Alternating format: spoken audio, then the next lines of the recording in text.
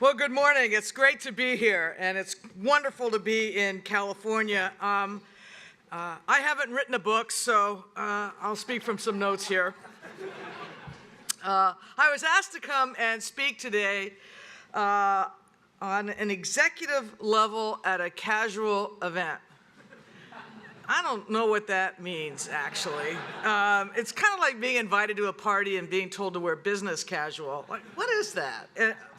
I guess it means at this event, we should wear orange tennis shoes. So, but I'm delighted to be here. The University of California, for those of you that don't know it, is the finest public research university in the world. It's actually composed of 10 campuses, 9 of which have both undergraduate and graduate students, one of which, UCSF, is only graduate students, primarily in the life sciences and the medical professions.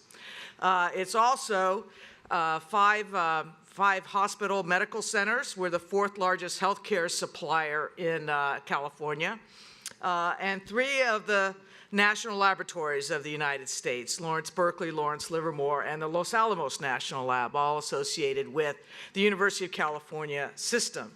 It is an extremely competitive and excellent system. Last week, Washington Monthly came out with its rankings of universities and colleges in the United States, and of the top 5, 4 were schools in the University of California. So for those of you that are Californians, give yourselves a hand. It's pretty significant.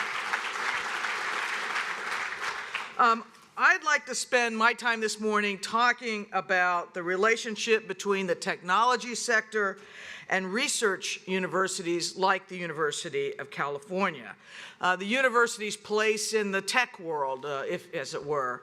Now, one thing we can say with certainty is that technology changes.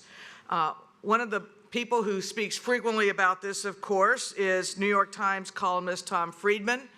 You heard him referenced earlier this morning.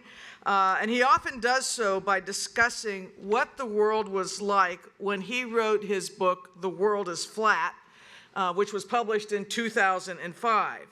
And he says, when I sat down to write The World is Flat, Facebook didn't exist, Twitter was still a sound, and the cloud was still in the sky.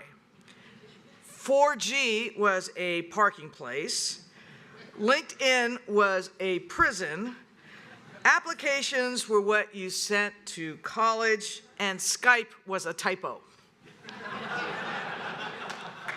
So Friedman's words still have merit, though today Snapchat and Instagram stand tall in the ever-changing tech world. The popular use of the word filter has nothing to do with water purification, and selfie is the new typo of old. The point is that to fixate on apps and gadgets of the moment makes it too easy to forget that in no time at all, they will be obsolete. And at times, the fixation on frenetic, ongoing technological change can be a challenge for research universities like the University of California.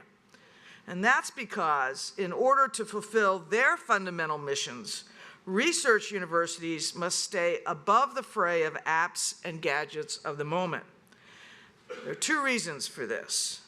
First, not just technology, but the world itself is constantly changing, geopolitically, environmentally, demographically. Universities must teach the upcoming generation the requisite skills to navigate these broader changes. And doing so successfully depends as much, if not more, on teaching students how to think critically, how to write well, how to work in teams, just as much as it depends on teaching them how to work with a particular operating system or master a specific programming language.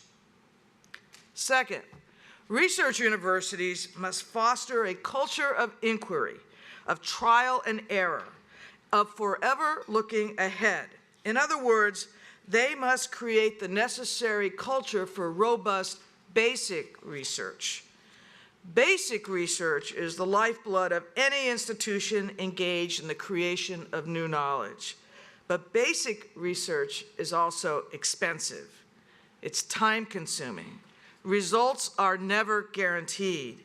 And even if they were, no one could guarantee the results would be profitable. Now, if I were a CEO looking for a new business model, and I was looking at my balance sheet, I'd look long and hard at any line item that said basic research. And the first question I would ask is whether we could outsource it. In fact, many companies have done just that. Basic research has been outsourced, albeit indirectly, but it's been outsourced to research universities. Let me give you the story of a man named Roy Fielding. Today, he is the chief scientist at Day Software, but in the early 1990s, Dr. Fielding was a graduate student in the UC Irvine Software Research Group. During this time, he started, as he says, he started messing around with the World Wide Web. Ultimately, this messing around led Dr. Fielding to become the primary architect of the HTTP acronym at the start of web addresses. Now, HTTP is something most of us take for granted. We often forget that someone had to invent the basics that we use every day without even thinking about it.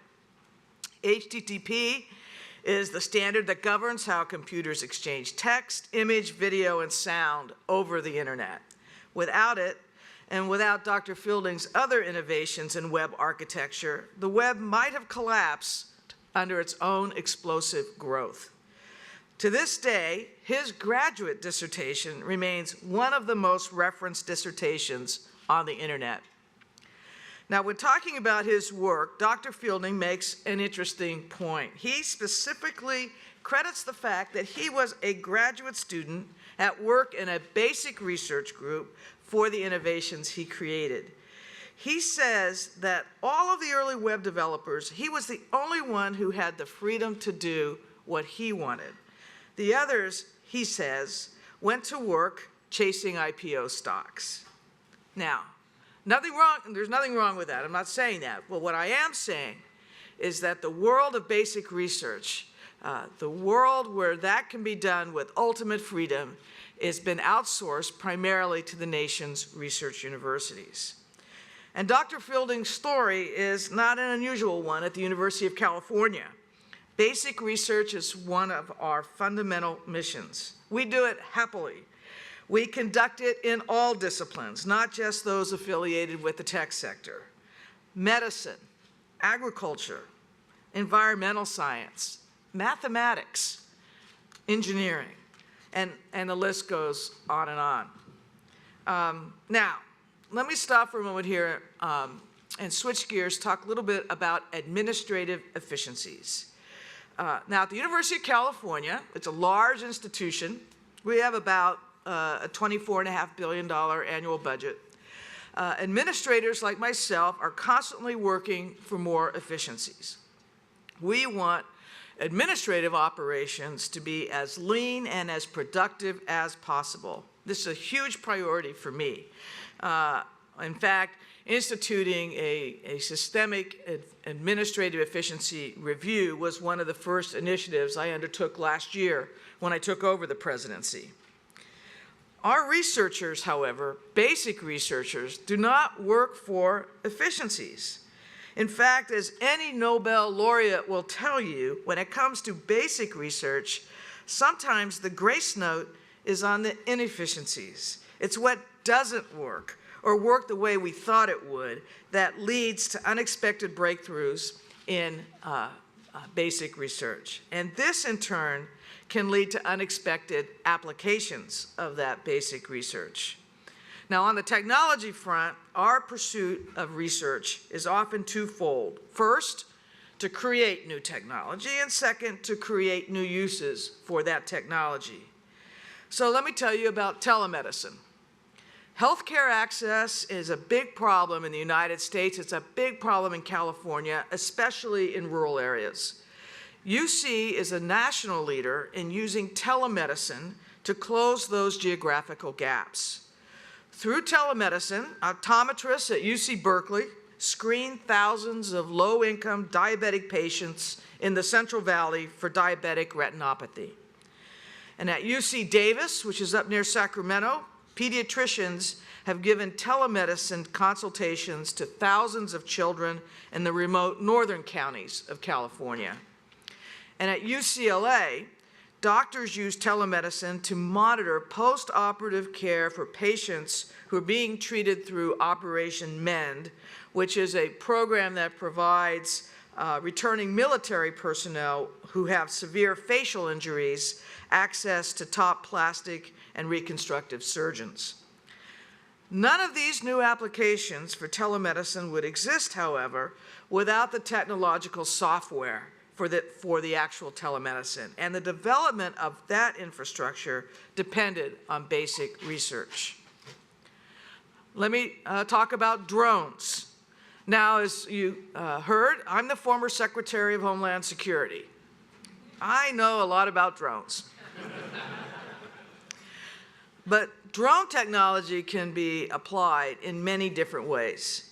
At UC Merced, faculty and students at the MESA lab are hard at work developing unmanned aerial systems that manage scientific data. They are called scientific data drones. The goal is to build drones that can monitor pest control and crop conditions, collect water or soil samples, transmit critical information about wildfire and other natural disasters. Again, UC here is not just interested in creating new technology, we want to create new ways to use that technology as well. So UC researchers right now are flying drones over agricultural fields to take photos. The photos are then put together to create a three-dimensional map which allows researchers to study and identify specific plant species. Other drones are undergoing modifications to be used as remote crop dusters, and still others will soon be deployed to take readings on orchards and determine whether trees are suffering from maladies like water stress or different types of pests. Beyond basic research, both telemedicine and drone development share a common theme, and that theme is a theme of public service. University of California has three missions: education, research, public service. And this is a mission that all public research universities share. Unlike technology, which changes all the time, UC's commitment to public service has not changed, and it will not change. Since the university was founded in 1868, UC has served everyone, not just students, not just alums, not even just Californians. And this is important because public service is not confined by state boundaries, much less by campus boundaries.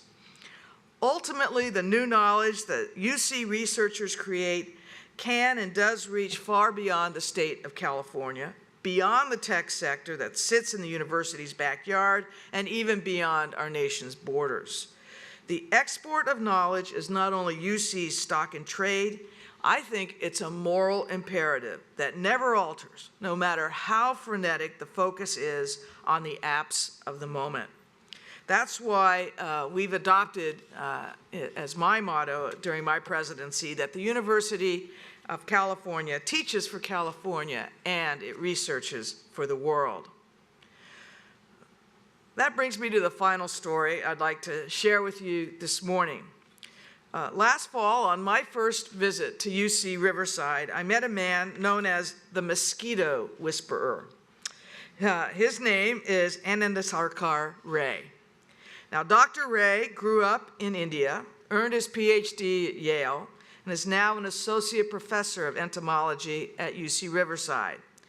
He's the kind of superstar that universities around the world compete to attract and to retain. Now, as a graduate student, Dr. Ray became fascinated in the ways in which insects smell things. See, insects actually possess a strong sense of smell. And this is especially true of mosquitoes, which are very good at sniffing out humans, as most of us know. Historically, most attempts to deter mosquitoes from sniffing out humans have focused on creating smells that will repulse them. Dr. Ray took a different tact. Instead of creating smells that would repulse mosquitoes, he decided to try blocking the smells we already create, the ones that attract the mosquitoes in the first place. So to do that, he tested more than 500,000 chemical compounds. Yes, he used a computer program, but do not underestimate the patience and determination that testing 500,000 compounds on mosquitoes requires. Ultimately, he identified several compounds that block mosquitoes from sniffing out humans. He subsequently licensed his discovery, and today it is the science behind a new, inexpensive, non-toxic tool in the global fight against malaria, against dengue, and against other mosquito-borne diseases. It's actually called the Kite mosquito patch, and it's safe for use by people of all ages, including infants and including pregnant mothers. Now, when you ask him about his work, Dr. Ray talks about one of the things that excites him. It is, as he says, the challenge of translating basic research into applications that can save lives. So often it is companies or startups or incubators like those represented by many of you in this room that we need and that humanity needs to help translate the work of basic researchers like Dr. Ray into life-saving applications and to use the market to distribute those applications throughout the world. Without the basic research, however, and the freedom from profit and time pressures to conduct basic research, those applications would not exist. You know, translational research requires, after all, something to translate. Yes, technology is ever-changing. Yes, the world is ever-changing. I think, however, it is a very good thing that some institutions, like our nation's top research universities, hew to the proven practice and pursuit of basic research no matter how much the world changes around them. And by doing so, we, in fact, change the world ourselves. So, I do hope I've been casual enough for you, at least at an executive level. Thank you so much for your attention, and if there's time, I'm happy to take a few questions. Thank you very much.